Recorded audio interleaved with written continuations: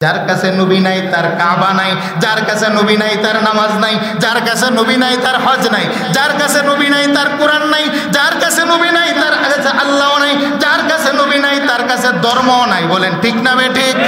কারণ নবীর যার কাছে আছে সে হলো ইমানদার, ইমানদারের জন্য কাবা।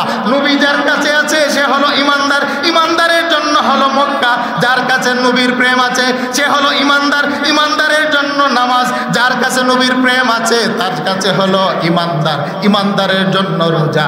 যার কাছে নবীর প্রেম আছে তার কাছে আল্লাহ আছে, যার কাছে নবী নাই তার কাছে আল্লাহ নাই, সে হলো বেঈমান। বেঈমানের রোজা নাই, নামাজ নাই, কালেমা নাই, কাবা নাই, কেবলা নাই। কথাটা কার?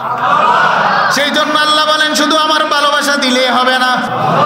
আল্লাহ বলেন ওয়াল্লাযীনা আমানু আশাদ্দু হুব্বাল লিল্লাহ। তাহলে বলেন দুনিয়ার সব কিছুর চাইতে যার ভালোবাসা গভীর হবে তিনি কে? অতঃপর কে? আমার রাসূল কামলেওয়ালা মুহাম্মদুর রাসূলুল্লাহ সাল্লাল্লাহু আলাইহি ওয়াসাল্লাম। কারণ ভালোবাসার মাধ্যমে গোটা জগৎটাকে বেঁধেছেন কে? আরেকটু জোরে বলেন। দেখেন আল্লাহর কোরআন কত সুন্দর বলেন, কত সুন্দর বলেন। আমার আল্লাহ আমার রাসূলকে উদ্দেশ্য করেন, বন্ধু হে আপনার রাত্রের বেলা জাগ্রত হয়ে দাঁড়িয়ে দাঁড়িয়ে আমার কদমে সেজদা দেন। রাত্রের বেলা আপনি জাগ্রত হয়ে নামাজ পড়েন, তাহাজ্জুদের নামাজ। আল্লাহ বলেন বন্ধু আপনার সেজদা রাত্রের বেলা জাগ্রত হয়ে আমার সামনে যে দাঁড়িয়ে থাকেন আমি আল্লাহ বড় মহব্বত করি। সুবহানাল্লাহ। হে বন্ধু গোটা জগতের মানুষগুলা যখন আরামের বিছানার মধ্যে বন্ধু ঘুমিয়ে থাকে, আমি আল্লাহ আপনার দিকে তাকিয়ে তাকিয়ে আপনি রাত্রের বেলা ঘুমাবেন না, আপনি জাগ্রত হয়ে আমার সামনে হামদনাথ পড়ুন। আপনি আমাকে গভীর রজনীতে সেজদা দেন, কারণ গভীর রাত্রে গোটা জগৎ যখন নীরব নিস্তব্ধ হয়ে যায়, আপনি বন্ধু যখন আমার সামনে দাঁড়িয়ে আমাকে ডাকেন, আমি আল্লাহর কাছে বড় মাহবুবার প্রিয় লাগে। সুবহানাল্লাহ। ওয়া মিনাল লাইলি ফাতাহাজ্জাত বিহি নাফিলাতাল। আল্লাহ বলেন তাহাজ্জুদের নামাজ শেষ যদি আল্লাহর সামনে দাঁড়িয়ে থাকাটাকে আল্লাহ মহব্বত করেন। আমার আল্লাহর মহব্বতের তামান্নায় আমার রাসূল সারা রাত দাঁড়িয়ে আবার নামাজ আরম্ভ করলেন। আমার রাসূলের আশিক সাহাবায়ে কেরাম তারাও আমার নবীর পিছে দাঁড়িয়ে দাঁড়িয়ে সারা রাত তারা নামাজ পড়েন। কিন্তু আমার রাসূলের দেহের ভিতরে হাজার হাজার মানুষের শক্তি দিয়েছেন কে? কিন্তু সাহাবায়ে কেরাম দুর্বল, তারা সারা রাত দাঁড়িয়ে নামাজ পড়তে পারেন না, পাগুলা ফুলে যায়। মা জনম দক্ষিণী রাত্রের বেলা ঘুমাতে পারে না, বাচ্চা তার পা দিয়ে কলিজার মধ্যে লাথি দেয়। মা চিল্লায় কান্নাও করে না, পাশের বিছানায় আব্বাজান ঘুমিয়ে আছে, আব্বাজানের ঘুম নষ্ট হবে।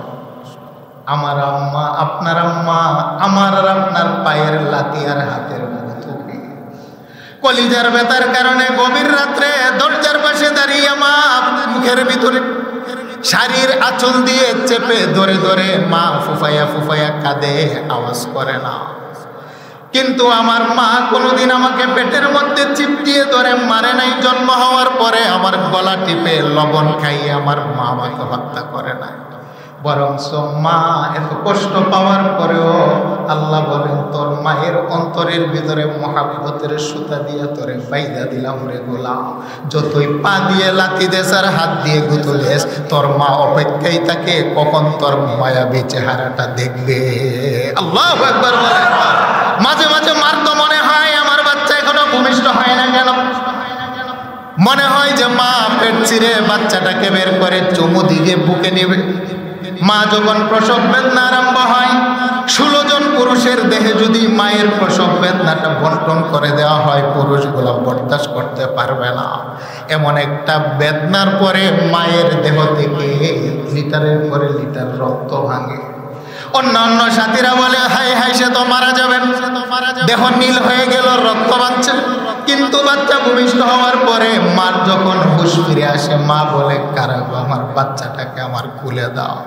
মা যখন ছোট্ট বাচ্চাটাকে কোলে নিয়ে চুমুহায়, 10 মাসের কলিজার লাতির ব্যথা একটা মুহূর্ত ভুলে যায়। আল্লাহ বলেন গোলাম তোর মায়ের প্রতি মহাব্বতের সুতো দিয়ে আমি আল্লাহ রোজে আজলে তোকে বেঁধে দিয়েছি। সুবহানাল্লাহ। ওয়াল্লাযীনা আমানু আশাদ্দু হুব্বাল লিল্লাহ। আল্লাহ বলেন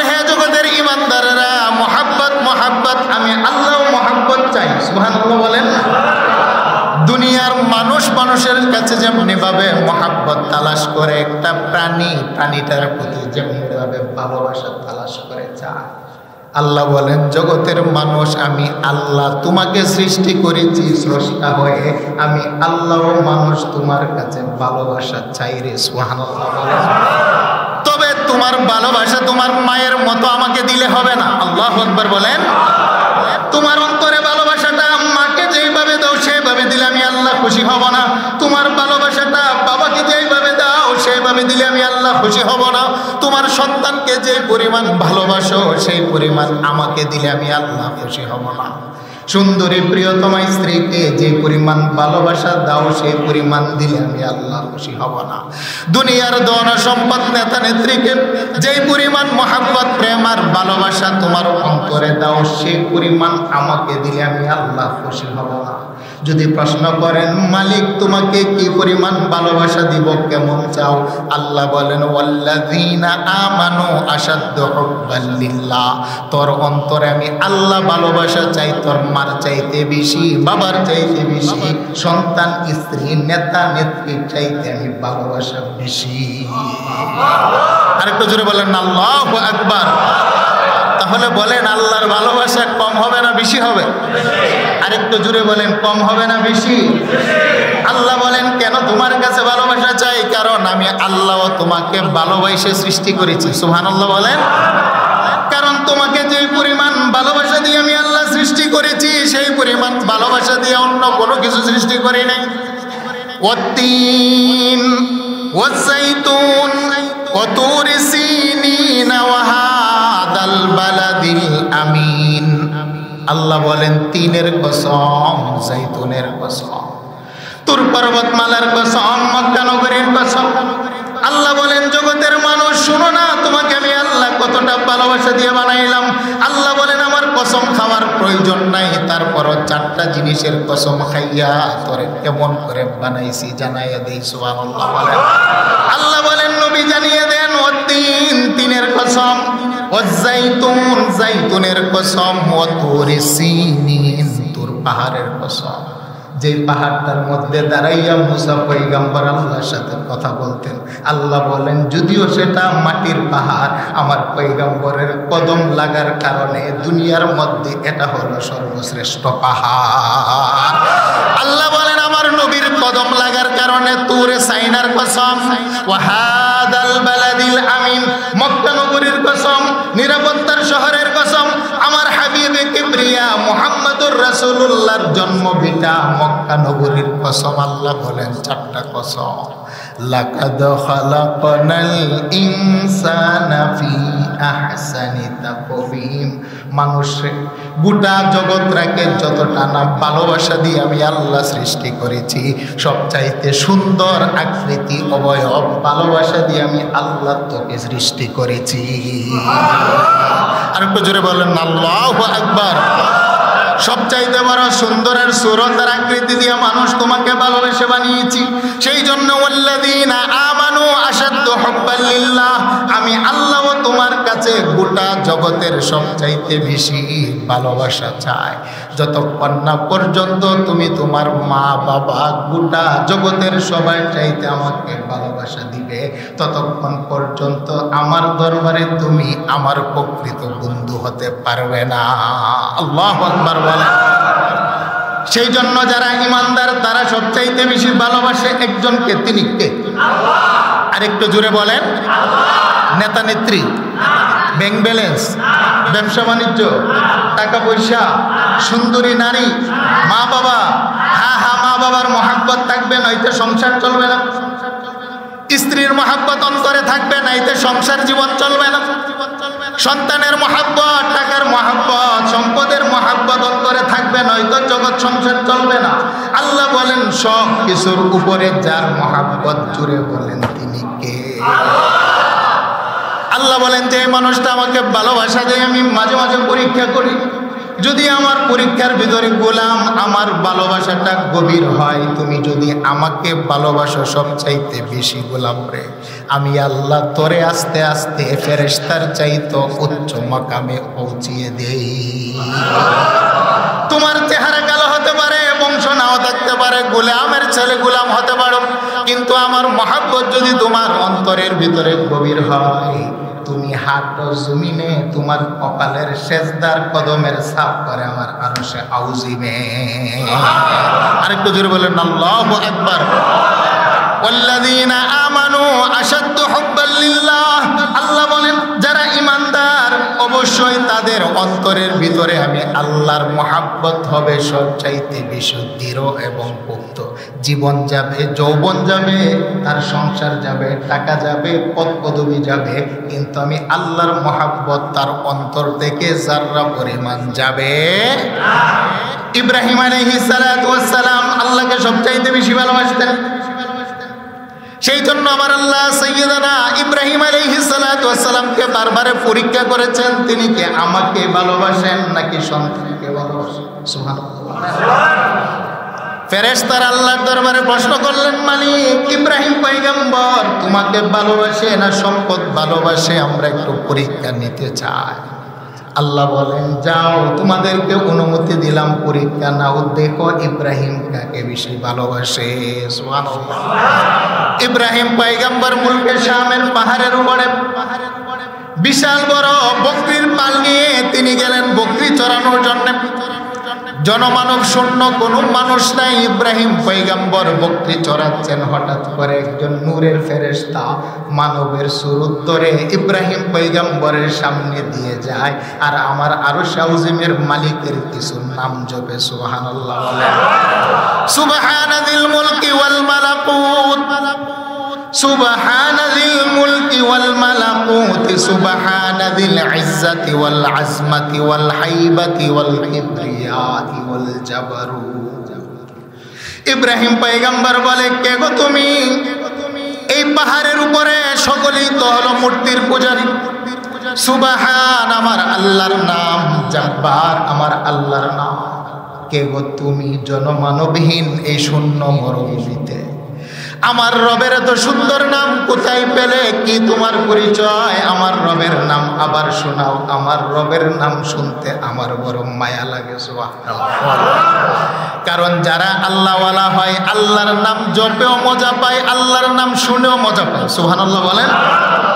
আল্লাহওয়ালারা তার জবান দিয়ে আল্লাহর নাম জয়পাও তৃপ্তি পায়। আল্লাহওয়ালারা আল্লাহর নাম অপরের কণ্ঠে শুনেও মজা পায়। আল্লাহওয়ালারা আল্লাহ এবং রাসূলের কোনো একজন গোলামকে দেখলেও তারা অন্তরে তৃপ্তি পায়। সুবহানাল্লাহ। ইব্রাহিম পয়গম্বর বলে, প্রতীক তুমি আবার বলো, আমার মালিকের মধুর নাম তোমার কণ্ঠে শুনতে চাই। মানব রূপী ফেরেশতা আবার বললেন, সুবহানাল মুলকি ওয়াল মালাকুত, সুবহানাল ইজ্জাতি ওয়াল আজমাতি ওয়াল হাইবাতি ওয়াল কিবরিয়াতি ওয়াল জাবারুত।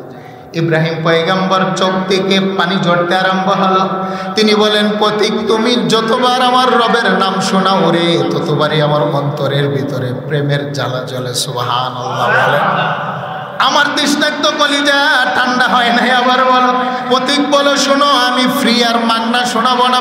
আমি যদি আবার শোনাতে চাই তার মাইনা দিতে হবে। ইব্রাহিম পয়গম্বর বলে, শোনো, যদি তুমি আরেকবার আমাকে শোনাও আমার অর্ধেক বকরির পাল তোমার বিনিময়ে আমি দিয়ে দেব।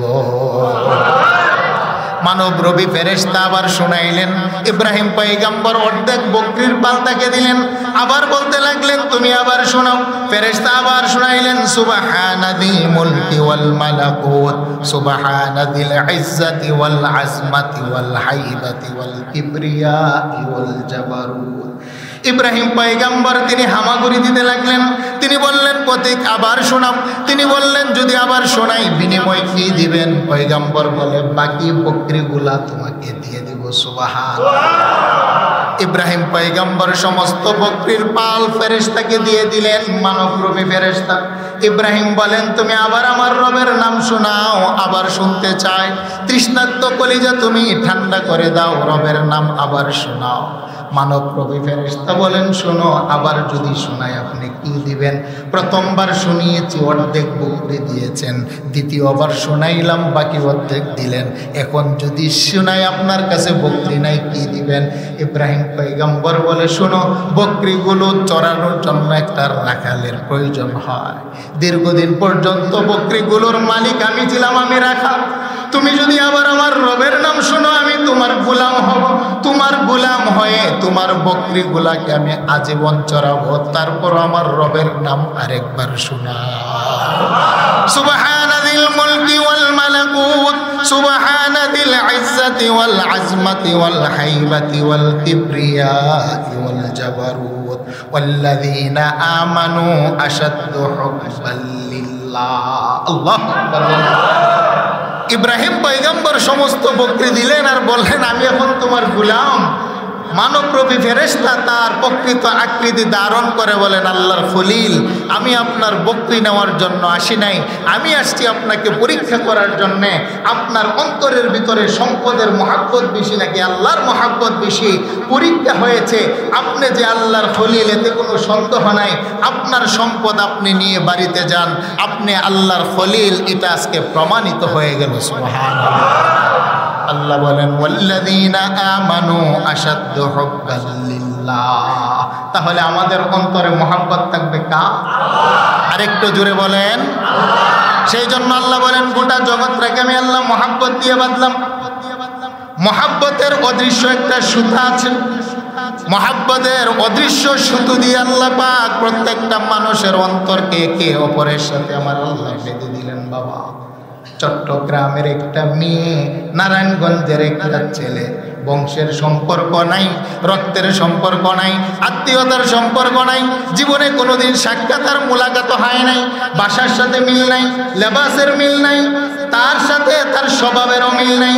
যখন কালেমার বন্ধনে আবদ্ধ হয়ে যায়, আমার আল্লাহ বলেন, গোলাম রে, ভিন্ন বংশের একটা মেয়ে, ভিন্ন বংশের একটা ছেলে, ভিন্ন রাজ্যের একটা ছেলে, ভিন্ন রাজ্যের একটা মেয়ে, আমি আল্লাহ একে অপরের অন্তরের ভিতরে এমন একটা মহাব্বতের সুতো দিয়ে বেঁধে দেয়, যেই মেয়েটা আর 18টা বছর তার বাবার বাড়িতে ছিল, এখন বিবাহর পরে তার স্বামী হয়ে যায় সবচাইতে বড় আপন। আল্লাহু আকবার বলেন।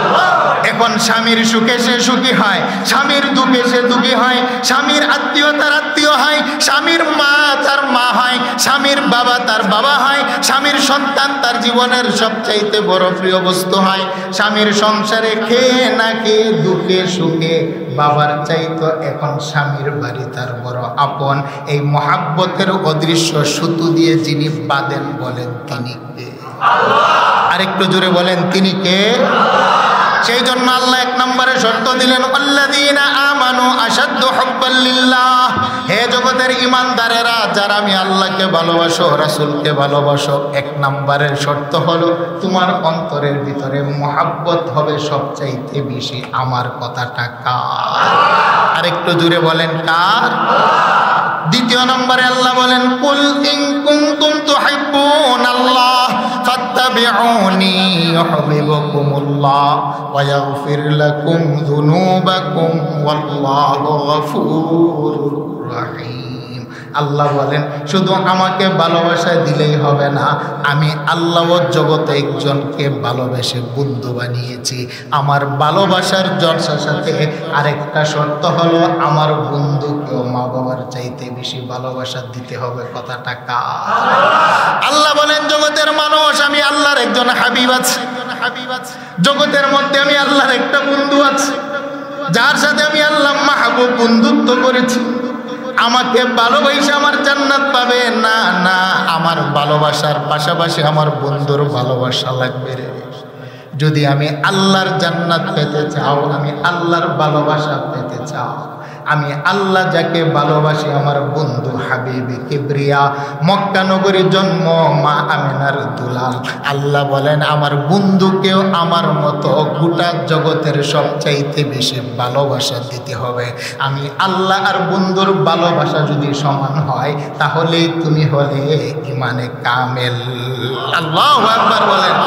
সেই জন্য আল্লাহ বলেন, আমার বন্ধুর ভালোবাসার ভিতরে আমি আল্লাহর ভালোবাসা লুকিয়ে আছে। সুবহানাল্লাহ বলেন। আমার বন্ধুর ভালোবাসার ভিতরে আমি আল্লাহর ভালোবাসা লুকিয়ে আছে। শুধু আমাকে ভালোবাসা দিবে, আমার বন্ধুকে দিবে না। আল্লাহ বলেন না না, তুমি ইমানদার হতে পারবে না। আমার বন্ধুর ভালোবাসাও যদি মায়ের চাইতে বেশি হয়, আমার বন্ধুর ভালোবাসাও যদি তোমার কাছে তোমার সন্তানের চাইতে বেশি হয়, আমার হাবিবে কিবরিয়ার ভালোবাসাও যদি তোমার ধন সম্পদ নেতা নেত্রী চাইতে তোমার নিকটে বেশি হয়, আল্লাহ বলেন ঘোষণা দিলাম আমার ভালোবাসা তোর খুঁজতে হবে না, আমি আল্লাহ নিজেই তোরে তালাশ করব। বলেন সুবহানাল্লাহ। আরেকটু জোরে বলেন আল্লাহু আকবার। সেই জন্য যার কাছে নবীর ভালোবাসা আছে তার কিবলা আছে। সুবহানাল্লাহ বলেন। যার কাছে নবী আছে তার কাছে কিবলা আছে। যার কাছে নবীর ভালোবাসা আছে তার কাছে কাবা আছে। যার কাছে নবীর ভালোবাসা আছে তার কাছে হজ আছে। যার কাছে নবীর ভালোবাসা আছে তার কাছে টুপি আছে। যার কাছে ভালোবাসা আছে তার কাছে দাড়ি আছে। যার কাছে নবীর ভালোবাসা আছে তার নামাজ আছে। যার কাছে নবীর প্রেম আছে তার জন্য রোজা আছে। যার কাছে নবীর ভালোবাসা আছে তার জন্য যাকাত আছে, হজ আছে, কোরআন আছে, কিবলা আছে, কাবা আছে। নবী নাই তার কিবলা নাই, যার কাছে নবী নাই তার কাবা নাই, যার কাছে নবী নাই তার নামাজ নাই, যার কাছে নবী নাই তার হজ নাই, যার কাছে নবী নাই তার কোরআন নাই, যার কাছে নবী নাই তার আল্লাহ নাই, যার কাছে নবী নাই তার কাছে ধর্ম নাই। বলেন ঠিক না বেঠিক? কারণ নবীর যার কাছে আছে সে হলো ইমানদার, ইমানদারের জন্য কাবা। নবী যার কাছে আছে সে হলো ইমানদার, ইমানদারের জন্য হলো মক্কা। যার কাছে নবীর প্রেম আছে সে হলো ইমানদার, ইমানদারের জন্য নামাজ। যার কাছে নবীর প্রেম আছে তার কাছে হলো ইমানদার, ইমানদারের জন্য রোজা। যার কাছে নবীর প্রেম আছে তার কাছে আল্লাহ আছে। যার কাছে নবী নাই তার কাছে আল্লাহ নাই, সে হলো বেঈমান। বেঈমানের রোজা নাই, নামাজ নাই, কালেমা নাই, কাবা নাই, কিবলা নাই। কথাটা কার? সেই জন্য আল্লাহ বলেন শুধু আমার ভালোবাসা দিলেই হবে না। কুল ইন কুনতুম তুহিব্বুনাল্লাহ ফাত্তাবিউনি ইউহিব্বুকুমুল্লাহ ওয়া ইয়াগফির লাকুম যুনুবাকুম ওয়াল্লাহু গফুরুর রহিম। সুবহানাল্লাহ। একটু জিকির করেন লা ইলাহা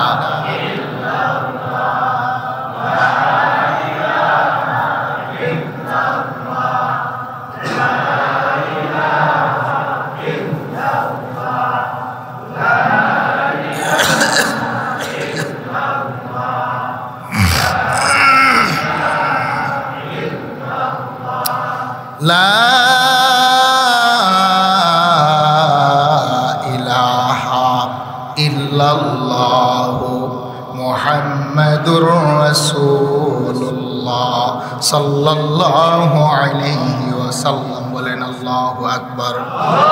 আল্লাহ বলেন ওয়াল্লাযীনা আমানু আশাদ্দু হুব্বাল লিল্লাহ। তাহলে বলেন দুনিয়ার সব কিছুর চাইতে যার ভালোবাসা গভীর হবে তিনি কে?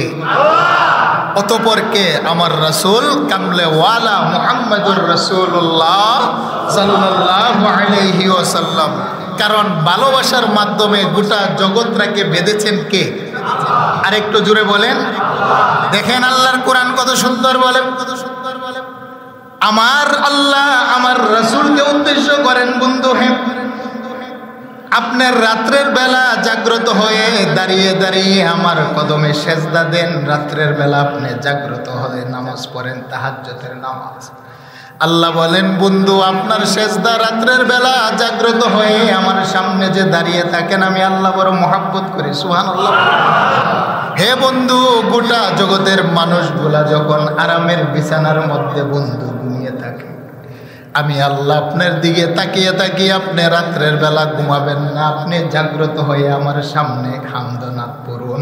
আপনি আমাকে গভীর রজনীতে সেজদা দেন, কারণ গভীর রাত্রে গোটা জগৎ যখন নীরব নিস্তব্ধ হয়ে যায়, আপনি বন্ধু যখন আমার সামনে দাঁড়িয়ে আমাকে ডাকেন, আমি আল্লাহর কাছে বড় মাহবুবার প্রিয় লাগে। সুবহানাল্লাহ। ওয়া মিনাল লাইলি ফাতাহাজ্জাত বিহি নাফিলাতাল। আল্লাহ বলেন তাহাজ্জুদের নামাজ শেষ যদি আল্লাহর সামনে দাঁড়িয়ে থাকাটাকে আল্লাহ মহব্বত করেন। আমার আল্লাহর মহব্বতের তামান্নায় আমার রাসূল সারা রাত দাঁড়িয়ে আবার নামাজ আরম্ভ করলেন। আমার রাসূলের আশিক সাহাবায়ে কেরাম তারাও আমার নবীর পিছে দাঁড়িয়ে দাঁড়িয়ে সারা রাত তারা নামাজ পড়েন। কিন্তু আমার রাসূলের দেহের ভিতরে হাজার হাজার মানুষের শক্তি দিয়েছেন কে? কিন্তু সাহাবায়ে কেরাম দুর্বল, তারা সারা রাত দাঁড়িয়ে নামাজ পড়তে পারেন না, পাগুলা ফুলে যায়। আমার রাসূলও যখন দীর্ঘক্ষণ নামাজের মধ্যে দাঁড়িয়ে থাকেন, কারণ আমার আল্লাহ পছন্দ করেন বন্ধু বন্ধুর নামাজ, সেই জন্য আমার রাসূল আমার আল্লাহকে খুশি করার জন্য সারা রাত দাঁড়িয়ে নামাজ পড়েন। নামাজ পড়তে পড়তে আমার রাসূলের পা মোবারক যখন ফুলে যেত, এখন আমার আল্লাহ বলেন, বন্ধু হয়ে আপনি তো সেজদা দিয়ে আমাকে খুশি করেন, মজা পান, কিন্তু আপনার পা যে ফুলে যায় আমি আল্লাহ তো বড় কষ্ট পাই। আল্লাহু আকবার বলেন। বন্ধু হে আপনি রাত্রের বেলা তাহাজ্জুদের নামাজে দাঁড়িয়ে আমাকে ডাকেন, আপনি মজা পান, কিন্তু আমি তো তাকিয়ে থাকি আপনার দিকে। বন্ধু আপনি সারা রাত দাঁড়িয়ে দাঁড়িয়ে আমাকে ডাকেন, আপনার পা ফুলে যায়, আপনার বন্ধুদের পা ফুলে যায়, কিন্তু একদিকে আপনি মজা পান আর একদিকে আমি আল্লাহ বড় কষ্ট পাই। না বন্ধু না, সারা রাত আপনি দাঁড়িয়ে আমাকে ডাকবেন না, ইয়া আইয়ুহাল মুযাম্মিল কুমিল লাইলা ইল্লা কালিলা।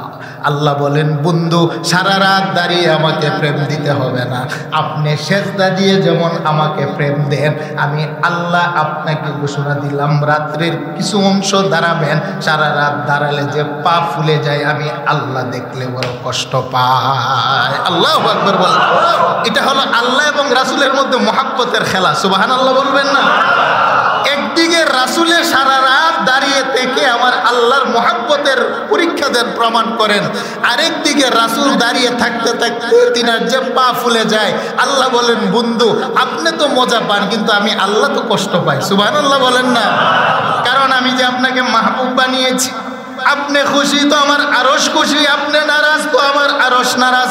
আপনার পা ফুলে যাবে, আমি আল্লাহ সেটা বরদাস্ত করতে পারি না। সেই জন্য রাত্রের বেলা এশারের পরে ঘুমিয়ে যান, শেষ রজনীতে অল্প সময় আমাকে দিলে আমি আল্লাহ খুশি। সুবহানাল্লাহ বলেন। এটা হলো মুহাব্বত। সেই জন্য আল্লাহ বলেন, আল্লাযীনা আমানু আশাদ্দু হুব্বাল লিল্লাহ। হে জগতের ঈমানদারেরা, তোমাদের অন্তরের ভিতরে যেন মার চাইতে বাবার চাইতে সব চাইতে বেশি মুহাব্বত হয় আমার। দ্বিতীয় নম্বর শর্ত হলো, কুল ইন কুনতুম তুহিব্বুনাল্লাহ ফাত্তাবিউনি ইউহিব্বুকুমুল্লাহ ওয়া ইয়াগফির লাকুম যুনুবাকুম ওয়াল্লাহু গফুরুর রহিম। সুবহানাল্লাহ বলেন না?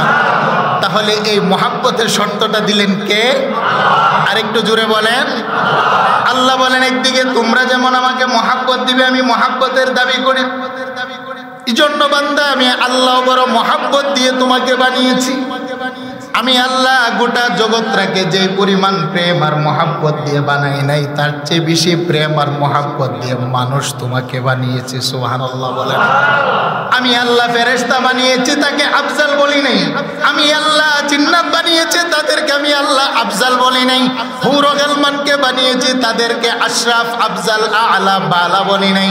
যদিও তোমার চেহারা কালো মানুষ, যদিও তোমার নাক মোটা, মুখ দিয়ে লালা পরে, ঘাম থেকে দুর্গন্ধ, পসরা পায়খানা নাপাক দুর্গন্ধ, আল্লাহ বলেন তারপরও মানুষ রে, তোমাকে আমি আল্লাহ আশরাফ বানাইলাম, আলা বানাইলাম, আফজাল বানাইলাম, বালা বানাইলাম। তোমাকে আমি আল্লাহ ফেরেশতার চাইতে বড় মর্যাদা দিয়ে দুনিয়াতে পাঠাইলাম। সুবহানাল্লাহ বলেন।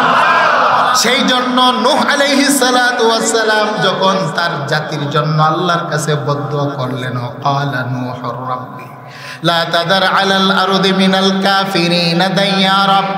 নূহ আলাইহিস সালাতু ওয়াস সালাম ৯৫০ বছর পর্যন্ত কালেমার দাওয়াত দিলেন। ৮০ থেকে ৮২ জন মানুষ মুসলমান হলেন, গোটা জাতি হলো কাফের দিনের বিরুদ্ধে চলে গেলেন, পাথর মারেন। নূহ পয়গম্বর বরদাস্ত করতে পারলেন না, আল্লাহর দরবারে হাত উঠিয়ে মুনাজাত করলেন, আল্লাহ জালেমগুলাকে ধ্বংস করে দেন। আল্লাহ সুবহানাহু ওয়া তাআলা পয়গম্বরের দোয়া মঞ্জুর করলেন। আল্লাহ বলেন, নূহরে তুমি একটা দুতলা বিশিষ্ট নৌকা বানাও। যেদিন তুমি দেখবে তোমার বিবিদের চুলা থেকে পানি ওঠে, আকাশ থেকে বৃষ্টি বর্ষণ হয়, বুঝতে হবে সেদিন আমার আল্লাহর আযাব আরম্ভ হয়েছে। তুমি তোমার উম্মতগুলাকে নিয়ে নৌকাতে উঠবে, তোমাকে হেফাজত করব, তোমার গোটা দুশমনকে আমি আল্লাহ ধ্বংস করে দেব। আল্লাহু আকবার বলেন। তবে নূহ পয়গম্বর শোনো, আল্লাহ বলেন, নূহরে তোমার বাড়ির পাশে যে একটা পাহাড় আছে, পাহাড় থেকে তুমি কিছু মাটি উঠাও। আল্লাহু আকবার বলেন। নূহ পয়গম্বর পাহাড় থেকে মাটি উঠাইলেন। আল্লাহ বলেন নূহ, মাটিগুলাকে তুমি পানি দিয়ে একটা খামিরা বানাও। নূহ পয়গম্বর মাটিগুলাকে দিয়ে খামিরা বানাইলেন। আল্লাহ বলেন নূহ, তুমি নিজ হাতে একটা পাতিলা বানাও। নূহ পয়গম্বর সুন্দর করে একটা পাত্র বানাইলেন। আল্লাহ বলেন পাহাড়ের উপর উঠাইয়া সূর্যের কিরণ দিয়ে শুকাও। নূহ পয়গম্বর কষ্ট করে পাহাড়ের উপরে উঠে পাত্রগুলাকে শুকাইলেন।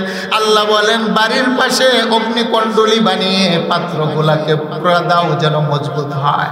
নূহ পয়গম্বর পাত্রগুলাকে আগুন দিয়ে জ্বালাইয়া মজবুত করলেন। আল্লাহ বলেন নূহ, তোমার ঘরের থাকের উপরে নিয়ে পাত্রগুলাকে রেখে দাও। সুবহানাল্লাহ বলেন। নূহ আলাইহিস সালাতু ওয়াস সালাম মাটি দিয়ে পাত্র বানাইলেন, শুকাইলেন, আগুনে পুড়িয়ে মজবুত করে তিনার ঘরের আলমারিতে সাজিয়ে রাখলেন। দীর্ঘদিন পরে আল্লাহ বলেন নূহ, জঙ্গলের ভিতরে গিয়ে একটা লাঠি আনো, কাঠের টুকরা আনো। সুবহানাল্লাহ। নূহ আলাইহিস সালাতু ওয়াস সালাম একটি গাছের ঢাল নিলেন। আল্লাহ বলেন নূহ, তোমার ঘরের থাকের ভিতরে যে পাতিলা বানিয়েছিল এটা বাহিরে নিয়ে আসো। নূহ পয়গম্বর বাহিরে আনলেন। আল্লাহ বলেন নূহ, আমি আল্লাহ আদেশ করলাম নিজের হাতের লাঠি দিয়া পাত্রগুলাকে তুমি বেরে বেরে ভেঙে ফেলো। নূহ পয়গম্বর চোখ থেকে পানি পড়ে আর হাত কাঁপে। আল্লাহ বলেন নূহ, মাটি উঠাইতে বললাম উঠাইলা, তোমার হাত কাঁপে নাই। পাত্র বানাইতে বললাম, পাত্র বানাইলা, হাত কাঁপে নাই। পাত্রগুলাকে পাহাড়ে উঠাইতে বললাম উঠাইলা, তোমার পা কাঁপে নাই। পাত্রগুলাকে আগুন দিয়া জ্বালাইয়া মজবুত বানাইলা, তোমার হাত কাঁপে নাই, চোখের পানি আসে নাই। এখন আমি আল্লাহ আদেশ দিলাম নিজ হাতে পাতিলাগুলা ভাঙার জন্য, তুমি কেন ভাঙো না, কাঁদো কেন? নূহ পয়গম্বর বলে মালিক হে, পাত্রগুলাকে মাটি থেকে বড় মায়া করে নিজ হাতে বানাইছি, এখন পাত্রগুলাকে ভাঙতে আমার বড় কষ্ট লাগে, মায়া লাগে। আল্লাহু আকবার বলে। আল্লাহ বলেন নূহ, তুমি তোমার পাতিলার ভিতরে চোখ দিছুনি তোমাকে দেখার জন্য, বলে মালিক চোখ দেই নাই। জবান দিছুনি তোমাকে ডাকার জন্য, বলে না মালিক জবান দেই নাই। নূহ রে, পাতিলার ভিতরে কলম দিছুনি তোমাকে প্রেম আর ভালোবাসা দেওয়ার জন্য, না মালিক। তার হাত পা কর্ণ নাসিকা তক্কু জবান দিয়েছো, বলে না না, চোর বস্তু, তার জীবন নাই, প্রাণ নাই, হাত নাই, চক্ষু নাই, কর্ণ নাই, কিছু নাই। আল্লাহ বলেন নূহ, একটা মাটির পাতিলা নিজ হাতে বানাইয়া ভাঙতে যদি তোর মায়া লাগে, কষ্ট হয়, এতগুলা মানুষের জন্য তুমি যে বদদুয়া করলে, বান্দাগুলাকে আমি আল্লাহ ডাকার জন্য একটা জবান দিয়েছি। সুবহানাল্লাহ। আমার গুনাহগার বান্দাগুলাকে ভালোবাসার জন্য একটা কলব দিয়েছি। আমার গুনাহগার বান্দাগুলাকে আমি আল্লাহ তার নয়ন ভরা জল দিয়েছি। হেরে নূহ, এই বান্দাগুলো আমাকে বুঝে নাই, একদিন ডাকবে, কিন্তু বদদুয়া করেছো তাই ধ্বংস করে দিলাম। কিন্তু আমার বান্দাগুলাকে নিজ হাতে বানাইলাম, বান্দাগুলাকে ধ্বংস করতে আমি আল্লাহর বড় কষ্ট হয়। আল্লাহু আকবার বলেন। সেই জন্য আল্লাহ বলেন মায়ার বন্ধন, মায়ার বন্ধন। মানুষ, তোমাদেরকে যে প্রেম আর ভালোবাসা দিয়ে আমি আল্লাহ বানাইলাম, একটা কাফের বেঈমান অগ্নির পূজারী, সূর্যের পূজারী, আল্লাহ বলেন তোর যে প্রেম আর ভালোবাসা দিয়ে আমি আল্লাহ সৃষ্টি করেছি, সেই প্রেম আর ভালোবাসা দিয়ে আমি আল্লাহ আমার 8টা জান্নাত বানাই নাই। সুবহানাল্লাহ বলেন। ওয়ালাকাদ কাররামনা বানি আদম। আল্লাহ বলেন তোমাদেরকে আমি আল্লাহ সর্বশ্রেষ্ঠ সম্মানিত করলাম, তোমাদেরকে আশরাফুল মাখলুকাতের লকব তোমাদের মাথার উপরে আমি আল্লাহ পরিয়ে দিলাম। কারণ আমি আল্লাহ মায়া দিয়ে, প্রেম দিয়ে, ভালোবাসা দিয়ে গোটা জগতের মানুষগুলাকে বানাইলাম। আল্লাহু আকবার বলেন। আবার একটু জিকির করেন, লা ইলাহা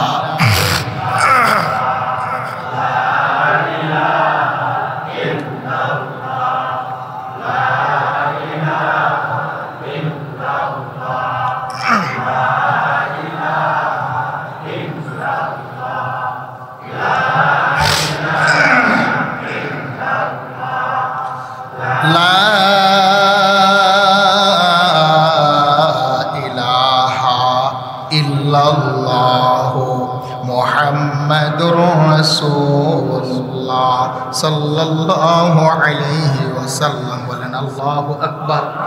তাহলে বলেন মানুষকেও সবচেয়ে বেশি ভালোবাসেন একজন, তিনি কে? আল্লাহ। আর আমরাও পৃথিবীর সবচেয়ে বেশি ভালোবাসতে হবে, তিনিও কে? আল্লাহ। কারণ আল্লাহ যেমন আমরাকে ভালোবাসেন, আমরাও ভালোবাসবো কাকে? সেই জন্য আমার রাসূল বলেন উম্মত শোনো, আমি যখন মেরাজের রজনীতে মক্কা নগরী থেকে আমি ফিলিস্তিনি বাইতুল মুকাদ্দাসে গেলাম, সেখান থেকে 7টি আকাশ অতিক্রম করে সিদরাতুল মুনতাহা গেলাম। লৌহ কলম আল্লাহর আরশে মুআল্লার মধ্যে গিয়ে বসলাম। আমি নবী আমার 2 নয়নে দেখলাম আল্লাহর আরশে আযমের পিলারের ভিতরে একটা বাক্য লেখা আছে, সুবহানাল্লাহ বলেন। ইন্না রাহমাতি তাগলিবু গাদাবি। আমার নবী বলেন আল্লাহ পাক তার নূরের কলম দিয়ে তিনার পিলারের মধ্যে লিখেছেন, নিশ্চয় আমি আল্লাহর রাগ কম, আমি আল্লাহর ভালোবাসা বেশি। আরেকটু জোরে বলেন আল্লাহু আকবার। আমার আল্লাহর দয়া মায়া প্রেম আর ভালোবাসা বেশি, আমার আল্লাহর গুসা এবং রাগ কম। কারণ সন্তান অপরাধ করলে মা অনেক সময় রাগ করে, বলে তুই আমার ছেলে না। বাবার সাথে অপরাধ করলে বাবা বলে তুমি আমার ছেলে না।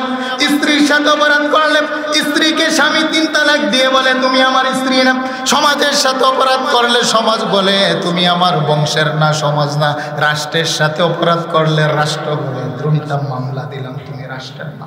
আল্লাহ বলেন গোলাম তুমি সকালবেলা পাপ করো, তারপর আমি আল্লাহ তোমাকে আমার বান্দা বলে অস্বীকৃতি করি না। আল্লাহু আকবার বলেন। আরে মা জন্ম দিয়া অপরাধ করলে মা সন্তান স্বীকার করে না।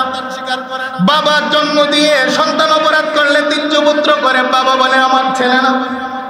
কর্মী যদি অপরাধ করে বিএনপি বলেন, আওয়ামী লীগ বলেন, দল থেকে বরখাস্ত করে মিডিয়ার সামনে গিয়ে বলে সে আমাদের কর্মী না, আছে না? না। আল্লাহ বলেন গোলাম জগতের মানুষ মানুষের স্বার্থে আঘাত করলে তার সন্তানকে অস্বীকার করে। জগতের মানুষ মা 10 মাস পেটে নিয়ে স্বার্থে আঘাত করলে মাও বলে আমার ছেলে না। নেতা নেত্রী তারাও স্বার্থ ফুরিয়ে বলে আমার কর্মী না। স্ত্রী স্বার্থে আঘাত করলে স্বামী চলে যায়, স্বামীর সাথে আঘাত করলে সকলে চলে যায়। আরে মা মা মা তার সাথে আঘাত করলে মাও সন্তানকে ভুলে যায়। কিন্তু আমি আল্লাহর রহমত মায়া দয়া প্রেম ভালোবাসা এত গভীর রে, তুমি যতই অপরাধ করো না কেন দুনিয়ার সকলে যদি তোমাকে ভুলে যায়, কিন্তু আমি আরশের মালিক কখনো বলি না তুই আমার বান্দা না, বরং আমি আল্লাহ প্রথম যে শব্দটা দিয়ে ঘোষণা দিই সেটাই হলো তুই হলে আমার একমাত্র বান্দা। আল্লাহ। আরে মা তাড়িয়ে দিলে বাবার কোলে আশ্রয় পাওয়া যায়, বাবা তাড়িয়ে দিলে মায়ের কোলে আশ্রয় পাওয়া যায়, মা বাবা তাড়িয়ে দিলে সমাজ আশ্রয় দেয়, সমাজ তাড়িয়ে দিলে রাষ্ট্র আশ্রয় নেয়, রাষ্ট্র তাড়িয়ে দিলে ভিন্ন রাষ্ট্র আশ্রয় দেয়। আল্লাহ বলেন গোলাম ইন্না রাহমাতি তাগলিবু গাদাবি। আমি আল্লাহর গজবের চাইতে আমার রহমত বেশি। আমি যদি তাড়িয়ে দেই কই যাবি কই যাবি, কেরে তোরে আশ্রয় দিবে? কারণ মা তাড়িয়ে দিলে বাবা আশ্রয় দেয়, বাবা তাড়িয়ে দিলে সমাজ আশ্রয় দেয়, সমাজ তাড়িয়ে দিলে রাষ্ট্র আশ্রয় দেয়। আমি আল্লাহ রাগ আর গুসা হইয়া যদি তোমাকে বের করে দিই কোথায় যাবে? আকাশটাও আমার, জমিনটাও আমার। সুতরাং তুমি যতই অপরাধ করো না কেন আমি আল্লাহর রহমতের চাদর দিয়া ডেকে রেখে শেষ রজনীতে প্রথম আকাশে এসে আমি আল্লাহ তোরে উদ্দেশ্য করে ডাকি, হালমিং সাইলিন হালমিম মুস্তাগফিরিন হালমিং তাইবিন। আসুনি কোনো গুনাহগার সারাদিন পাপ করেছ, গভীর রজনীতে আমাকে ডাকতে দেরে আমি আল্লাহ জবাব দিতে দেরি করি না। আরেকটু জোরে বলেন না আল্লাহু আকবার। সেই জন্য আমার নবী বলেন আমার আল্লাহ 100 প্রেম আর ভালোবাসা মায়া মহব্বত সৃষ্টি করে একটা অংশ গোটা জগতের মধ্যে ছড়িয়ে ছিটিয়ে দিলেন, বাকি 99টা মায়া নিজ হাতে রেখে দিলেন। সুবহানাল্লাহ। আরেকটু জোরে বলেন না আল্লাহু আকবার। আমার আল্লাহ 100 মায়া প্রেম সৃষ্টি করে একটা মায়া গোটা জগতে দিলেন।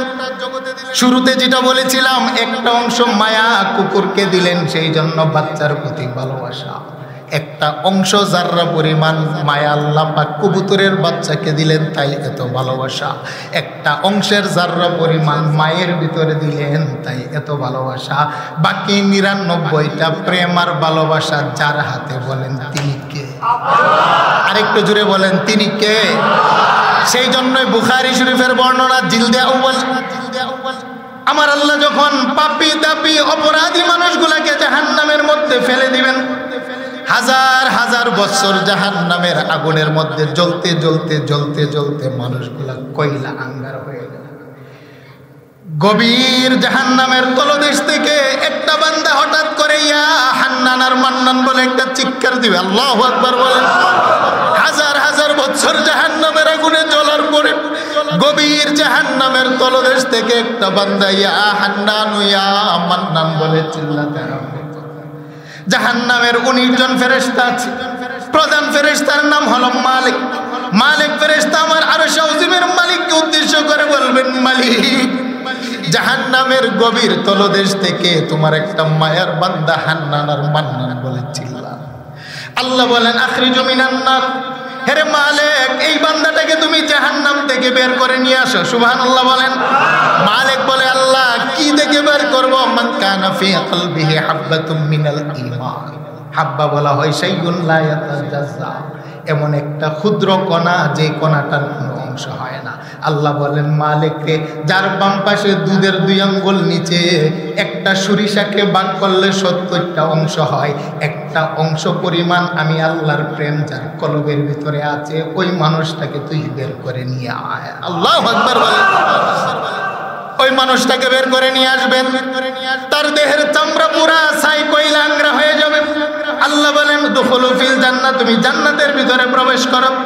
এবার মানুষটা বলবো, মালিক, জান্নাতের মানুষগুলা এত সুন্দর, এত সুদর্শন, ইউসুফ নবীর মতো সুন্দর, আমি যদি জাহান্নামের কালো দেহ নিয়ে জান্নাতে যাই, মানুষগুলো আমাকে উপহাস করবে, আমাকে নিয়ে মানুষ মজা উঠাবে। আল্লাহ বলেন, জিব্রাইল বাহরে হায়াতের মধ্যে ফেলে দিয়ে তাকে গোসল করাও। বুখারীর বর্ণনা, ইমাম বুখারী বলেন, বাহরে হায়াতের মধ্যে মানুষটাকে জিব্রাইল গোসল করাবেন, সাথে সাথে মানুষের চেহারা ইউসুফ পয়গম্বরের মতো সুন্দর হয়ে যাবে। আরেকটু জোরে বলেন না, আল্লাহু আকবার। সেই জন্য আল্লাহ বলে, ইন্না রহমাতি তাগলিবু গাদাবি, হে নবী, আমি আমার আরশ আযীমের পিলারের মধ্যে আমার নবীটাই দেখলেন, আমার আল্লাহর গজব কম, ক্রোধ কম, রাগ কম, আমার আল্লাহর মায়া বেশি। সুবহানাল্লাহ বলেন। সেই জন্য যার অন্তরের ভিতরে যাররা পরিমাণ মালিকের প্রেম আর ভালোবাসা আছে, যার অন্তরের ভিতরে আল্লাহর প্রতি মহাব্বত আছে, প্রেম আছে, ভালোবাসা আছে, আল্লাহ বলেন, এই যাররা পরিমাণ প্রেম আর ভালোবাসার কারণে আমি মালিকের মায়া মহাব্বতের চাদর দিয়ে, সুতো দিয়ে বেঁধে জাহান্নাম থেকে মুক্তি দিয়ে জান্নাতে পৌঁছিয়ে দেই। আরেকটু জোরে বলেন আল্লাহু আকবার। সেই জন্য বলেন, এই মহাব্বত আমাদের অন্তরে জায়গা দিতে হবে কি হবে না? এই নামাজ পড়ার মাধ্যমে না ছাড়ার মাধ্যমে? আরেকটু জোরে বলেন, নামাজ পড়ে না ছেড়ে? আমি যে মালিককে ভালোবাসি, অন্তরের ভিতরে যে মহাব্বত আছে, ঈমান আছে, এটার 1 নাম্বার আলামত হলো নামাজ। সুবহানাল্লাহ বলেন না? ইযা সাররাকতা হাসানাতুকা ওয়া সাআতকা সাইয়্যাতুকা ফান্তা মুমিন। নবীজি বলছেন, তিরমিজির বর্ণনা, যে মানুষটা নামাজ পড়ে তৃপ্তি পায়, যে মানুষটা আম্মা আব্বার সেবা করে তৃপ্তি পায়, যে মানুষটা আমি রাসূলের উপর দুরূদ পড়ে তৃপ্তি পায়, যে মানুষটা সমাজের বড়দেরকে সালাম দিয়ে তৃপ্তি পায়, যে মানুষটা ছোটদেরকে স্নেহ করে তৃপ্তি পায়, যে মানুষটা নিজের স্ত্রী, সন্তান, পরিবার, পরিজনের সাথে সুন্দর ব্যবহার করে অন্তরে মজা পায়, আনতা মুমিন, নবী ঘোষণা দিলাম, ওই মানুষটা প্রকৃত ঈমানদার। সুবহানাল্লাহ বলেন। আর যে মানুষটা নামাজ না পড়ে মজা পায়, কি বলেন, আছে না নাই? এক শ্রেণী মানুষ দেখবেন নামাজ পড়ে মজা পায়, আরেক শ্রেণী মানুষ নামাজ না পড়ে। আরেকটু জোরে বলেন।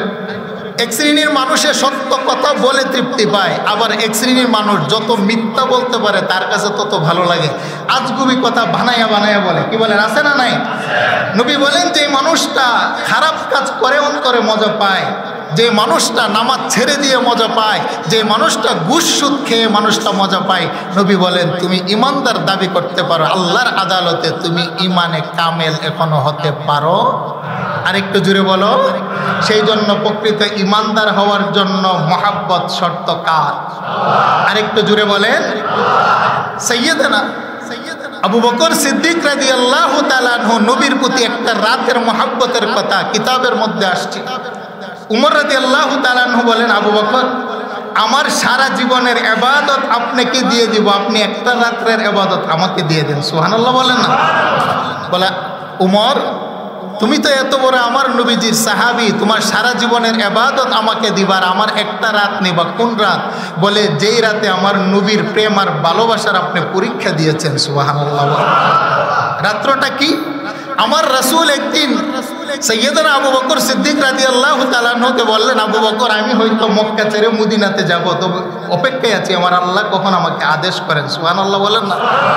নবীজি শুধু এতটুক বললেন, কখন যাবেন, কোন দিন যাবেন, রাত্রে যাবেন না দিনে যাবেন, দিন তারিখ বলেন নাই। কিন্তু আবু বকর সিদ্দিক রাদিয়াল্লাহু তাআলা আনহু 6 মাস পর্যন্ত রাত্রের এশারের সময় নিজে অল্প খাবার দাবার খেয়ে আমার রাসূলের জন্য রুটি তৈরি করে দরজার পাশে কান লাগিয়ে দাঁড়িয়ে থাকেন। সুবহানাল্লাহ। আমার রাসূলকে যখন আল্লাহ পাক আদেশ করলেন, অনেক ঘটনা বিস্তারিত যাচ্ছি না, আবু বকর সিদ্দিকের দরজাতে এসে আমার নবী প্রথমেই যখন নক করলেন, আবু বকর সিদ্দিক বললেন লাব্বাইকা ইয়া রাসূলুল্লাহ। সুবহানাল্লাহ বলেন। আমার নবী বলেন আবু বকর তুমি কি ডাক দেওয়া মাত্রই তুমি জবাব দিলা?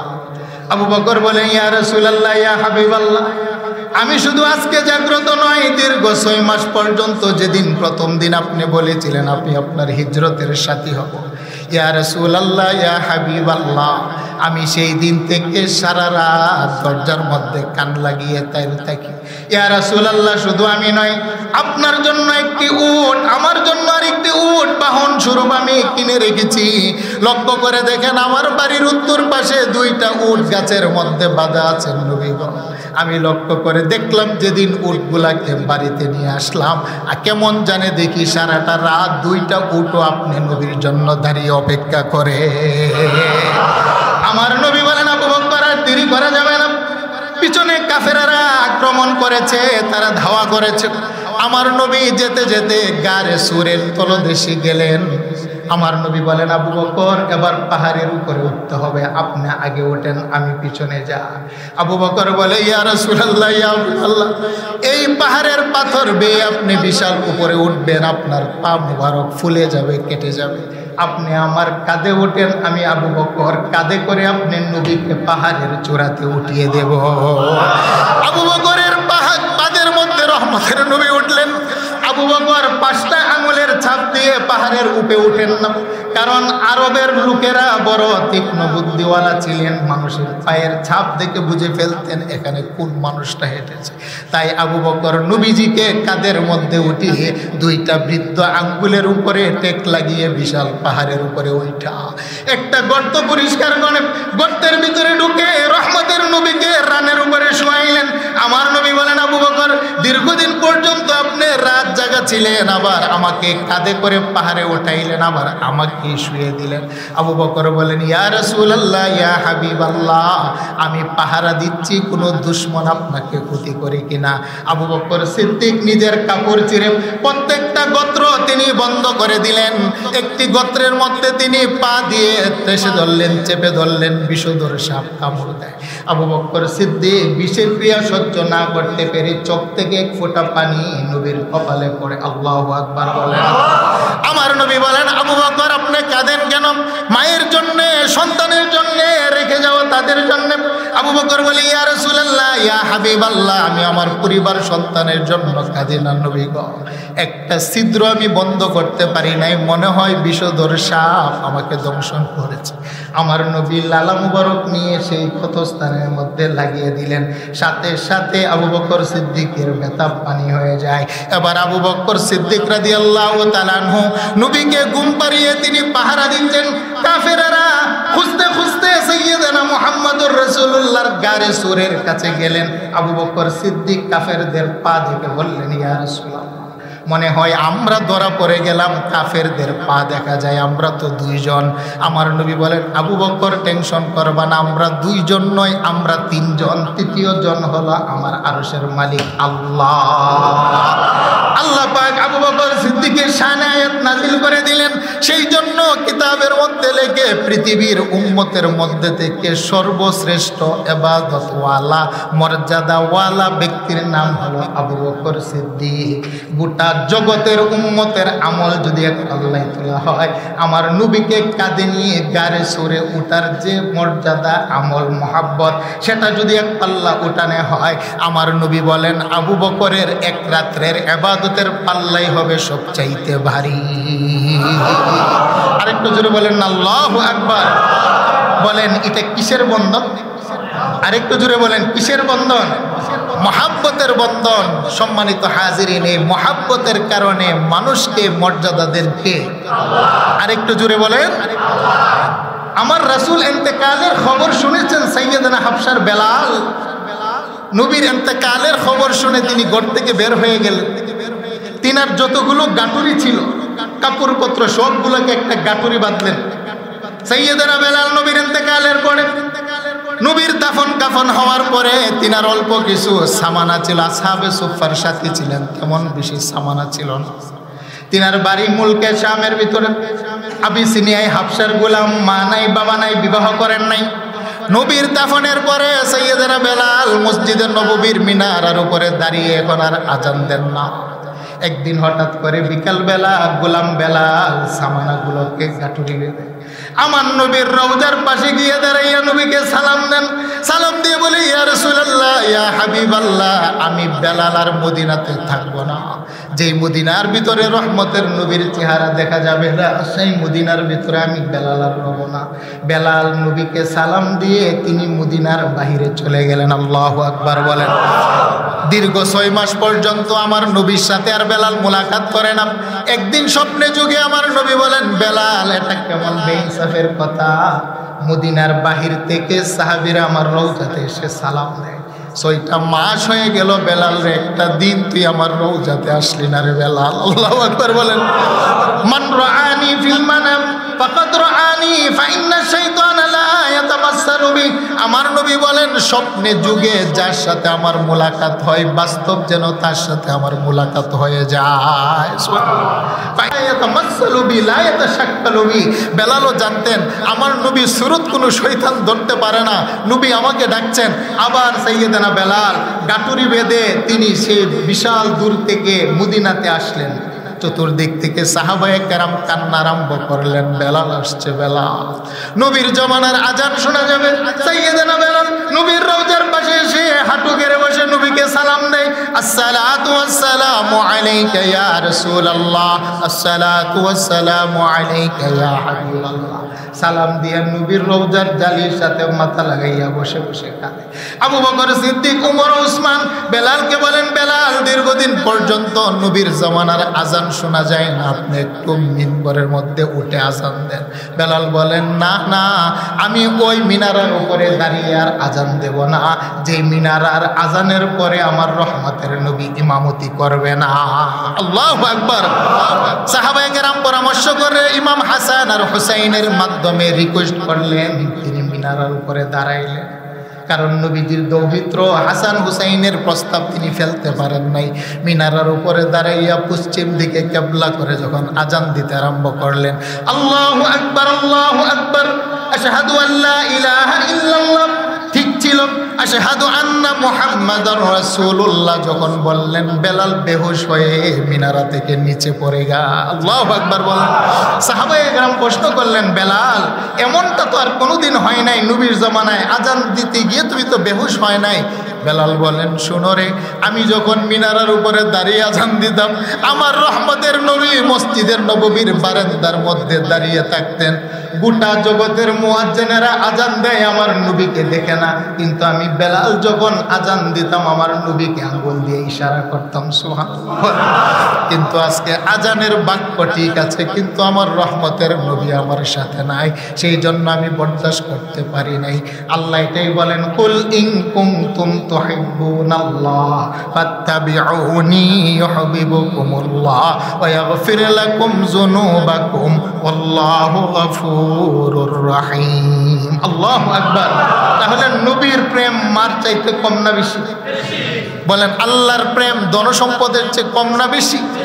আল্লাহ এবং রাসূলের প্রেম নেতা নেত্রী চেয়ার ক্ষমতার চাইতে কম না বেশি? এই কথাটা কার? সাইয়েদনা বেলাল আর আজান দিলেন না, তিনি মদিনা থেকে চলে গেলেন, 6 মাস অসুস্থ ছিলেন, অতঃপর তিনি ইন্তেকাল করলেন। এটাকেই বলা হয় নবী প্রেম। সুবহানাল্লাহ বলেন না? আবু উবাইদা রাদিয়াল্লাহু তাআলা আনহু নবীজি একদিন সিঙ্গা লাগাইলেন। বলেন, নবীজি কি লাগাইলেন? শিঙা। শিঙা নবীজি শিঙা লাগিয়ে কিছু মরক্কানি সাহাবীর হাতে দিলেন, দিয়ে বললেন যে তুমি এটা মাটিতে পুঁতে দিয়ে আস।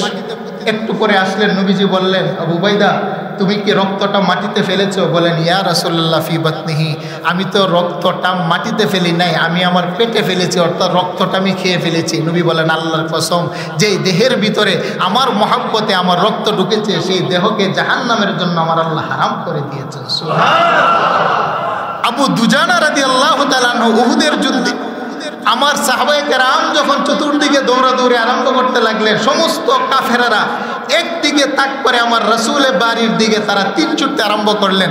আবু দুজানা রাদিয়াল্লাহু তাআলা আনহু আমার রাসূলের পাকের চেহারার দিকে চেহারা করে পিঠ দিয়ে তিনি দাঁড়াইলেন।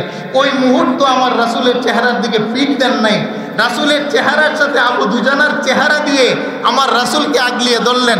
মক্কার সমস্ত কাফেররা তীর মারলেন। আবু দুজানা বলেন, আমার পিঠ ছিদ্র হয়ে কলিজা পর্যন্ত তীর আসুক, তারপর একটা তীরের আঘাত যেন আমার রহমতের নবীর সিনাতে না লাগে। সুবহানাল্লাহ। আবু দুজানা শহীদ হয়ে গেলেন। কিতাব লেখে আবু দুজানা শাহাদাতের পরে দেখতে গেল 82টা তীর তিনার পিঠে লেগে তিনার কলিজা ছিদ্র হয়ে কলিজার অংশ নিয়ে তিনার বের হয়েছে। আল্লাহর রাসূল বলেন, আবু দুজানা রে, আমি দেখলাম সাহাবায়ে কেরাম আমার আবু দুজানা আমার প্রেম আর ভালোবাসার কারণে 82টি তীর তার কলিজার মধ্যে বিঁধেছে। আমি রহমতের নবী দেখেছি, হাজার হাজার ফেরেশতা আবু দুজানার জানাজার নামাজে সারিবদ্ধভাবে দাঁড়িয়েছে। বলেন সুবহানাল্লাহ। সেই জন্য সম্মানিত হাজিরিন, মহব্বত হবে কা? আরেকটু জুড়ে বলেন। সেই জন্য নামাজ লাগবে কি লাগবে না? আরেকটু জিকির করেন, লা ইলাহা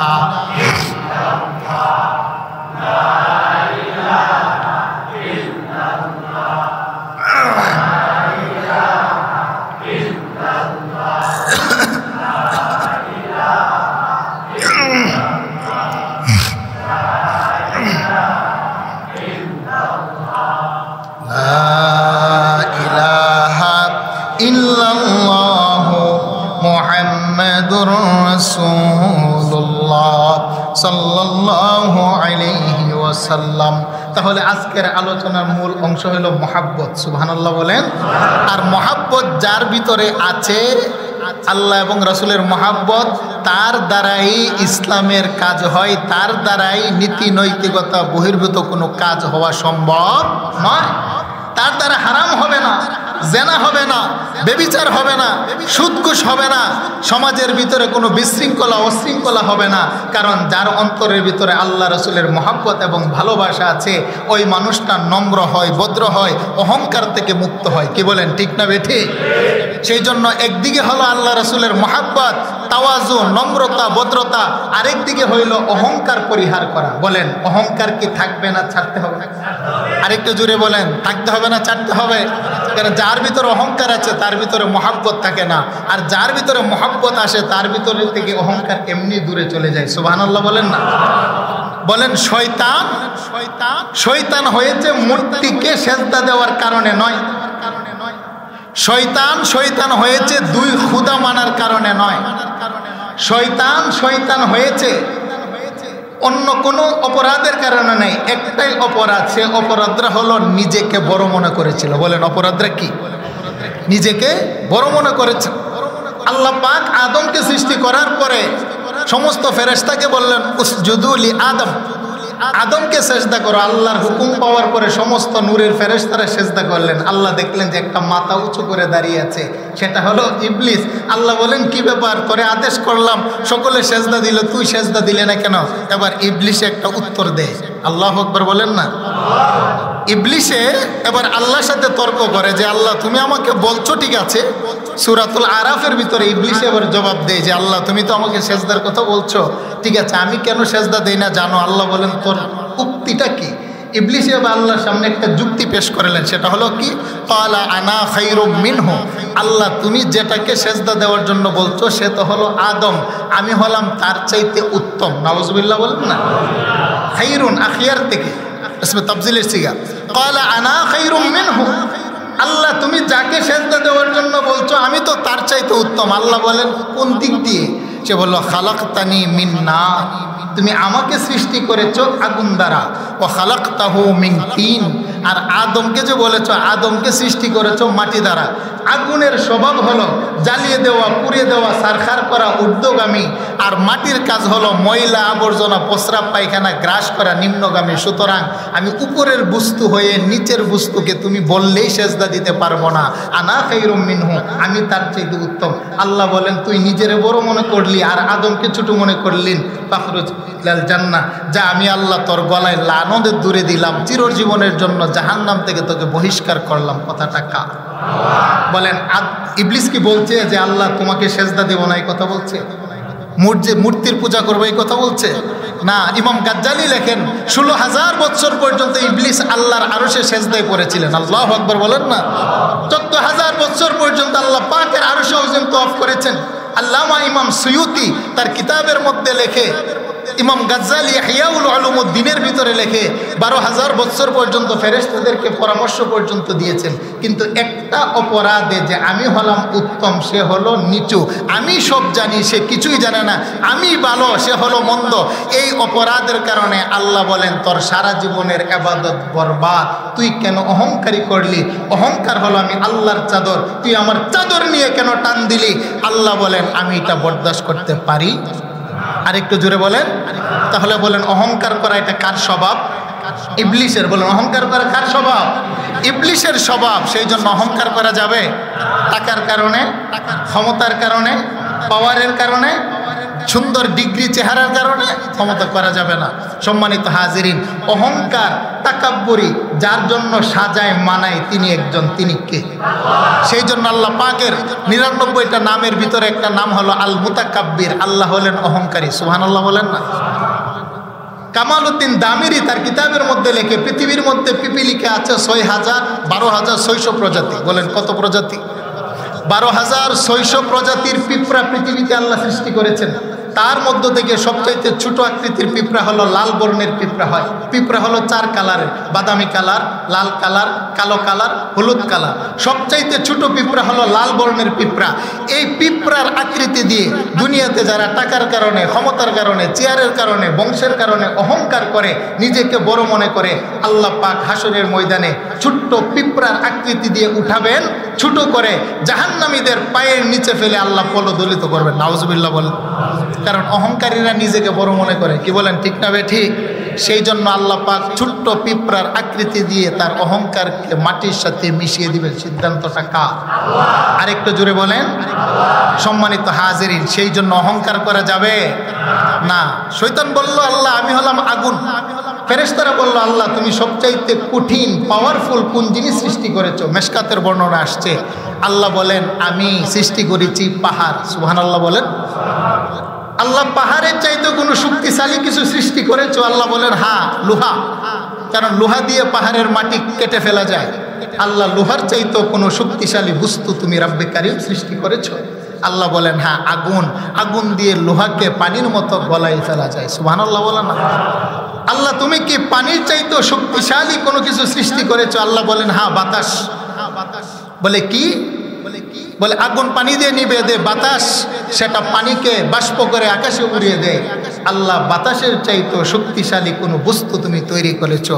আল্লাহ বলেন হে রে ফেরেশতা, সেটা হলো আমার বান্দার চোখের 2 ফোঁটা পানি। সুবহানাল্লাহ বলেন। কেন দুনিয়ার আগুন দিয়ে, দুনিয়ার সাগর মহাসাগরের পানি দিয়ে আমি মালিকের জাহান্নামের আগুন নিবে না, পাওয়ার আর ক্ষমতা নাই। জমজমার আবে হায়াতের পানি দিয়ে আমার মালিকের জাহান্নামের আগুন নিবানোর ক্ষমতা নাই। কিন্তু আমার গুনাহগার বান্দার চোখের 2 ফোঁটা পানির ভিতরে আমি আল্লাহ এই পরিমাণ পাওয়ার আর ক্ষমতা দিলাম। বান্দা গুনাহ করার পরে আমার বই আর প্রেম আর ভালোবাসায় চোখের 2 ফোঁটা পানি বের হয়ে নাকের ডগায় আসতে দেরি, আমি মালিকের রব্বে কায়নাতের সাক্ষী জাহান্নামের আগুন নিভতে দেরি হয় না। সুবহানাল্লাহ বলেন। আমার বান্দার চোখের পানির পাওয়ার লোহার চাইতে বেশি, আগুনের চাইতে বেশি, দুনিয়ার সাগর মহাসাগরের পানির চাইতে বেশি। কথাটা কার? সেই জন্য নবীজি বলছেন, আবু দাউদের বর্ণনা, আইনুন বাকাত মিন খাশিয়াতিল্লাহ। যে মানুষটা আল্লাহর ভয়ে তার চোখ থেকে 2 ফোঁটা পানি আসে, উম্মত রে তোর দেহটার জন্য জাহান্নামের আগুন আমার আল্লাহ হারাম করে দেন। সুবহানাল্লাহ বলেন। সেই জন্য একদিকে থাকতে হবে আল্লাহ রাসূলের প্রেম, আরেকদিকে থাকতে হবে আল্লাহ রাসূলের আনুগত্য, নামাজ, আম্মা আব্বার সেবা, আরেকদিকে থাকতে হবে অহংকার মুক্ত জীবন, আরেকটা সাথে সাথে লাগবে যদি শয়তানের প্রবঞ্চনা পরে কখনো গুনাহ হয়ে যায় তওবা করতে হবে কার দরবারে? আরেকটা জোরে বলেন কার দরবারে? আল্লাহ পাক আমাদেরকে তৌফিক দান করে। সকলে বলেন আমিন। সম্মানিত হাজিরিন, আপনারা সকলেই জানেন গঠনমূলক সমালোচনা করা জায়েজ আছে। কি বলেন, আছে না নাই? দেশের প্রত্যেকটা নাগরিক গঠনমূলক সমালোচনা করতে পারবে, সে অধিকার আমার সংবিধান আমাকে দিয়েছে। গঠনমূলক সমালোচনা করতে পারবে, এটা ইসলামের বিধানও দিয়েছে। বর্তমান কেয়ারটেকার সরকার, ইউনূস সরকার মানবাধিকার সংস্থার একটি অফিস বাংলাদেশে চালু করেছে। আমরা তো মনে করি এর আড়ালে পশ্চিমাদের কোনো ষড়যন্ত্র আছে, বলেন ঠিক না বেঠিক? উলামায়ে কেরাম জাতির দুশ্মন নয়, উলামায়ে কেরাম বাংলাদেশের দুশ্মন নয়, উলামায়ে কেরাম বাংলাদেশের পাহারাদার, মুসলিম মিল্লাতের পাহারাদার, স্বাধীনতার পাহারাদার। উলামায়ে কেরাম হলো মানুষের ইমানের পাহারাদার, বলেন ঠিক না বেঠিক? বাংলাদেশের বড় বড় স্কলারগণ তারা প্রতিবাদ করেছে, এই সংস্থার মাধ্যমে সমকামিতাকে বৈধতা দেওয়া হয়। নাউজুবিল্লাহ বলেন। আচ্ছা, মানবাধিকার বাংলাদেশে কেন? মানবাধিকার কি গাজাতে যেতে পারে না? বলেন পারে কি পারে না? মানবাধিকার কি সিরিয়াতে যেতে পারে না? লেবাননে যেতে পারে না? কাশ্মীরে যেতে পারে না? বার্মাতে যেতে পারে না? মানবাধিকারের সংগঠন সংস্থা সেখানে আছে, কিন্তু মানবাধিকার কি এই ইসরায়েলের দাজ্জালদের হাত থেকে মুসলমানদেরকে হেফাজত করতে পেরেছে? আরেকটু জোরে বলেন, পেরেছে? যেখানে গাজাবাসী তাদের সম্পদ থেকে, শিক্ষা থেকে, বাসস্থান থেকে নিপীড়িত, লাঞ্ছিত, বঞ্চিত, অপমানিত, অপদস্থ, সেখানে তারা গিয়ে ইসরায়েলকে থামাতে পারে নাই। বাংলাদেশে অফিস করে তাদের অনেকগুলো ধারা, এর ভিতরে একটা হলো যারা হলো তৃতীয় লিঙ্গ এবং সমকামী, নাউজুবিল্লাহ, পুরুষে পুরুষের মধ্যে যে অবৈধ কাজ হয় এটাকে নাকি তারা স্বীকৃতি দিতে চায়। নাউজুবিল্লাহ বলেন না? বলেন ইমানদারেরা এটা কি আমরা মানতে পারি? আরেকটু জুড়ে বলেন, যার ভিতরে ইমান আছে আমরা কি এটা মানতে পারি? মানবাধিকারের সংগঠনের কোন অফিস বাংলাদেশে হবে কি হবে না, এটা হলো যারা নির্বাচন করে দেশের ক্ষমতায় আসবে তারা বুঝবে। কি বলেন ঠিক না বেঠিক? বৈধ সরকার তারা বুঝবে। আপনি 2 দিনের জন্য আসছেন মেহমান, আপনি একটা সংস্থাকে আমেরিকা থেকে এনে দিয়ে বীজ রোপণ করে আপনি চলে যাবেন, এটার ভিতরে আমরা মনে করি কোনো নীল নকশা আছে পশ্চিমাদের। বলেন ঠিক না বেঠিক? সুতরাং আমরা ইমানের দাবিতে এটার জন্য আমরা এখান থেকে তীব্র প্রতিবাদ জানাচ্ছি। এর সাথে আপনার একমত আছেন না নাই? আরেকটা জুড়ে বলেন, আছেন না নাই? সেই জন্য এইগুলো করা উচিত হবে না। আরেকটা কথা আমি আপনাদেরকে বলি, মনে কষ্ট নিয়েন না, অনেক যুবক ভাইরা আছেন, রাজনীতি আমরা সকলেই করি, ইসলামিক রাজনীতিও আছে, বর্তমানে অনেক রাজনীতি আছে, কিন্তু একে অপরকে যেন আমরা গালমন্দ না করি। কি বলেন ঠিক না বেঠিক? গঠনমূলক সমালোচনা করা যায়। তারেক রহমান সাহেব উনি বিএনপির বড় নেতা, জনপ্রিয়তা বেশি, সাবধান, ওনাকে নিয়ে যেমনিভাবে গালমন্দ করলে ওনার কর্মীদের গায়ে লাগে। ইসলামী আন্দোলনের বর্তমানে চরমনের পীর সাহেব, ওনাকে যদি কেউ গালমন্দ করে ওনার মুরিদদের গায়ে লাগে। লাগে কি লাগে না? আরেকটু জুড়ে বলেন, লাগে কি লাগে না? সেই জন্য রাজনীতি করার অধিকার সকলের আছে, সাবধান যেন গঠনমূলক সমালোচনা হয়, আমরা যেন কোনো নেতা নেত্রীকে নিয়ে কুরুচিপূর্ণ মন্তব্য যেন আমরা না করি। আল্লাহ হেফাজত করে, সকলে বলেন আমিন। কারণ চরমনের পীর সাহেব তিনি একজন পীর, একজন আলেম, সুতরাং ওনার ব্যাপারে যদি কুরুচিপূর্ণ কোনো বক্তব্য দেওয়া হয় তাহলে এটা আলেম সমাজে কষ্ট পায়। কি বলেন ঠিক না বেঠিক? সেজন্য আল্লাহ পাক আমাদের সকলকে হেফাজত করুক। সম্মানিত হাজিরিন, আমাদের বাংলাদেশে আল্লাহর কোরআনের বিধান চলুক, আমরা চাই কি চাই না? আরেকটু জুড়ে বলেন, চাই কি চাই না? আপনারা কেউ রাগ হয়েন না, আমি আলেম, সেই জন্য আমার কোরআনের পক্ষে কথা হবে। বাংলাদেশে চুরি করলে তার হাত পা কেটে দেওয়া হোক, এই বিধান আমরা চাই কি চাই না? জেনা ব্যভিচার করলে পাথর দিয়ে সঙ্গে চার করা হোক, সেটা চাই কি চাই না? গত 55 বছর ছিল এটা আওয়ামী লীগের বাংলাদেশ, গত 55 বছর ছিল বিএনপির বাংলাদেশ, গত 55 বছর ছিল এটা জাতীয় পার্টির বাংলাদেশ। আমরা তো মনে করি বাংলাদেশের 12-13টা ইসলামিক দল আছে, সবগুলো দল যদি একত্রিত হয়ে একটা বক্স দিতে পারে, আগামীর বাংলাদেশ হবে কোরআনের বাংলাদেশ। ঠিক না বেঠিক? আগামীর বাংলাদেশ হবে ইসলামের বাংলাদেশ, আগামীর বাংলাদেশ হবে আলেম উলামাদের বাংলাদেশ। সুতরাং কিন্তু এই কথা সত্য, মোল্লা মৌলবীরা কখনো এক হতে পারবে না, এটাও সত্য। ঠিক না বেঠিক? বাংলাদেশের মোল্লা মৌলবী এক হতে পারবে না, অলরেডি ফাটল হয়ে গেছে অনেকগুলো। হ্যাঁ, যার যার দল করেন, মানুষের কাছে যান, দাওয়াত দেন, আপনার ব্যানার নিয়ে কাজ করেন, কিন্তু সমস্ত দলগুলো এক হয়ে যদি একটা বালট দিতে পারে, আমার মনে হয় আগামী সংসদে কেহ নিজের মন মতো করে সংবিধান করবে, মানুষের উপরে চাপিয়ে দিবে, দেশের টাকা বাহিরে লুট করবে, উলামায়ে কেরাম যদি সংসদে থাকে কমসে কম এটা বন্ধ হবে। ঠিক না বেঠিক? কোরআন বিরোধী আইন করতে পারবে না, সুন্নাহ বিরোধী আইন করতে পারবে না, আমার মসজিদ মাদ্রাসা নিয়ে কেহ কটূক্তি করতে পারবে না। যদি উলামায়ে কেরাম যদি এক হতে পারে, সংসদ যেতে পারে, কিন্তু আফসোস, বড় আফসোস, মোল্লা মৌলবীরা এক হতে পারবে? কি বলেন, পারবে? পারবে না। আল্লাহ পাক তৌফিক দান করে, সকলে বলেন আমিন। সম্মানিত হাজিরিন, যে কথাগুলো বলেছি, কথাগুলোর উপরে আল্লাহ পাক আমল করার তৌফিক দান করে আমরা যেন কারো ব্যাপারে কোনো গালমন্দ না করি, সমাজে ভ্রাতৃত্ব বন্ধন বজায় আমরা চলতে পারি, আল্লাহ তৌফিক দেন। আসসালামু আলাইকুম। যারা